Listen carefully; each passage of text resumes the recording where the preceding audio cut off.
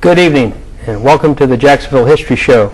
This is a production of the Jacksonville Historical Society under the direction of our board member and producer, Harry Reagan.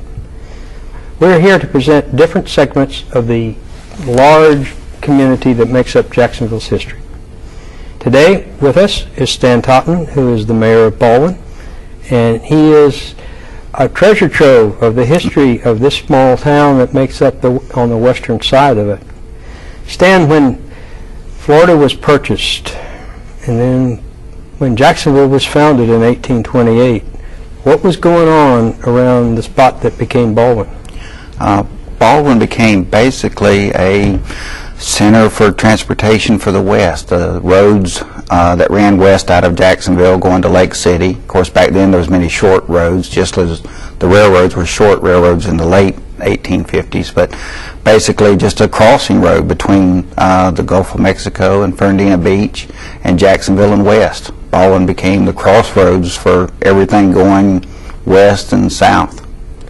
Where does the plank road fit into? Old Plank Road come directly through the center of town of Baldwin and heading west toward Lake City. And that was the original road that during the Civil War that they led to Olustee, but right through the center of town in Baldwin. Well, Olustee brings up a person that is critical to Baldwin being Baldwin. Tell us about Dr. Baldwin. Dr. Baldwin, the more we look at him and the more we research Dr. Baldwin to give him his rightful place in history, was just an amazing gentleman. In Jacksonville history, he was probably one, during the 1800s, was the most prominent gentleman in Jacksonville history. Dr. Baldwin came to, if you want me to elaborate, came to Florida from New York after he had his medical degree because of illness. He studied botany in Minnesota and had illness and came to Florida and for the virtues of the climate. While he was here, he was a doctor, and of course at that time he was smarter than probably most of the people, and a lot of the citizens of Jacksonville looked to him for different leadership on other issues. At one time, Dr. Baldwin was a legislator. He went to Tallahassee and of course back then, they went up Tallahassee and come home as they should. But let you work on that one. Okay, as a politician I can do that. But he was a doctor. He helped get the railroad established from Lake City to Jacksonville. Thus the name for Baldwin being Baldwin. Dr. Baldwin was very instrumental, though, in helping the jetties get developed. He went to Washington and lobbied. He went many times to Philadelphia and lobbied for tourism and trade to come to Florida. I noticed one of the voting things back then was 1,000 people. So Jacksonville, but Dr. Baldwin, and his home was in downtown Jacksonville. He rode the circuit. He was the founder of the Duval and Florida Medical Association. Wow. So he was quite the... Let's take a look at some of the images you brought now, and tell us about them as they come up. This is Mr. Saucer's store. It was in Baldwin, and like I said, Baldwin traditionally was just a trading junction. That's essentially what it was all along. And this is one of the original stores that was there that unfortunately isn't now. What's the next one there?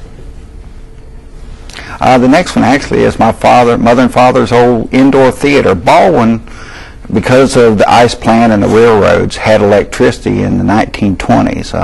My father come up from Daytona Beach. Florida Power and Light was in a push to go north and west. And back then, ice was more important than the power. Power was almost a byproduct of the ice. They needed ice for the railroads, so he was sent up to build an ice plant.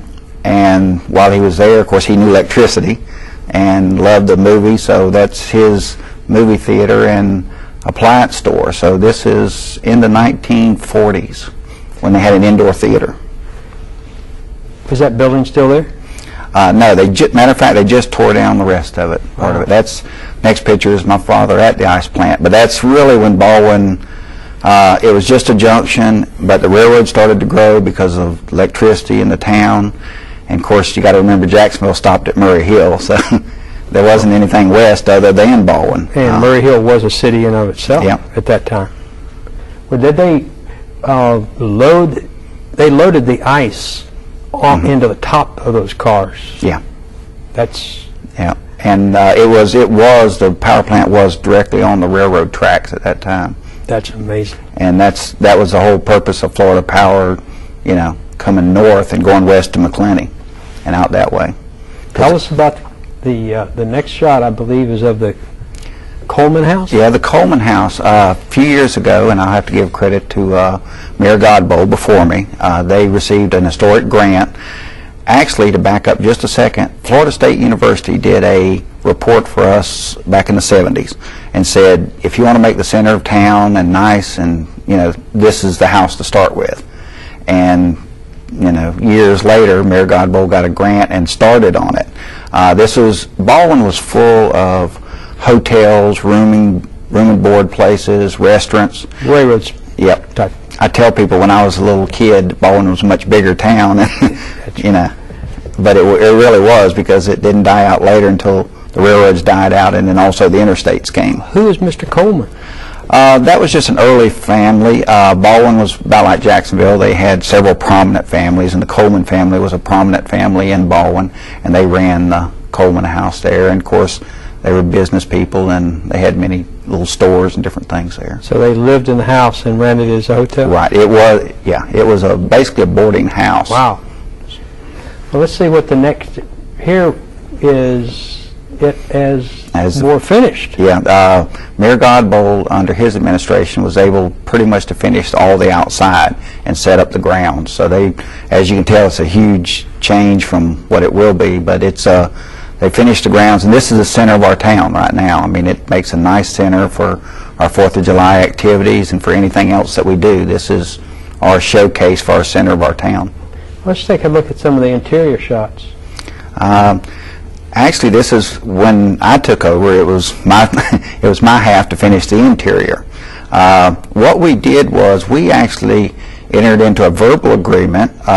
We had a young lady named Christy Eliano, a stay-at-home mom who had a degree. We convinced her to help us, you know, and of course thanks to you and the Jacksonville Historic Society and guidance on the interior, but we also entered in a verbal agreement with Home Depot to help us every step of the way. A unique way. So we also used inmate labor from Lawdy Correctional, and wound up coming way under our grant money. And let's take a look now at a couple other shots as we wind up our segment. Oh, not quite. Stan, one of the things that I like about your sense of history is you are a second-generation mayor. Yeah, my father was mayor in the 70s. He was there when a whole lot of changes were going on, wasn't he? Yeah, he was instrumental in bringing the water and sewer and a lot of changes in the 70s. Well, I'm going to hold up a shot right now, and I'm going to ask you whether this is something your dad as mayor would have been proud of. Oh yeah, very much. This was one of the old railroad tracks, and this is a great Jacksonville Baldwin project. Is the Rails to Trails project, and it's just beautiful out there. If many people, you know, it runs 20-something miles into Jacksonville, and well used. Well used. Oh, it's one of those things, you build it and they'll come. They did. Yeah, they did. Outstanding. Let's take a look at what is this? Of course, that's in our park next to our Senior Citizen Center.